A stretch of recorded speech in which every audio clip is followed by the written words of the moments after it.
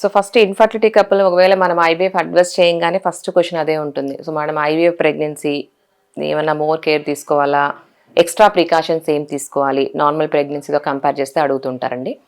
So యాక్చువల్గా అయితే much difference ఏమీ ఉండదు. ఒక్కసారి కన్సీవ్ అయిన తర్వాత నార్మల్ ప్రెగ్నెన్సీ అయినా ఐవీఎఫ్ ప్రెగ్నెన్సీ అయినా సో ఫాలో అప్ ఒకేలా ఉంటుంది. ఇన్ కేస్ వేరే ఏదైనా additional medical related hyper tension కానివ్వండి, థైరాయిడ్ కానివ్వండి, డయాబెటీస్ కానివ్వండి, బ్లడ్ రిలేటెడ్ ప్రాబ్లమ్స్ కానివ్వండి, ప్లేట్లెట్ తగ్గడము, అలా ఏదైనా వేరే ప్రాబ్లమ్స్ ఉంటే దాన్ని మనం హై రిస్క్గా కన్సిడర్ చేస్తాం. ట్విన్స్ కానివ్వండి అలా ఏదైనా ఉంటే. సో రొటీన్ కేర్ ఒకేలా ఉంటుంది, కొన్ని డిఫరెన్సెస్ ఉంటాయన్నమాట. సో మనం ప్రెగ్నెన్సీని 3 భాగాలుగా డివైడ్ చేస్తాం. First trimester first 3 months, next 3 months second trimester, last 3 months third trimester అంటామన్నమాట.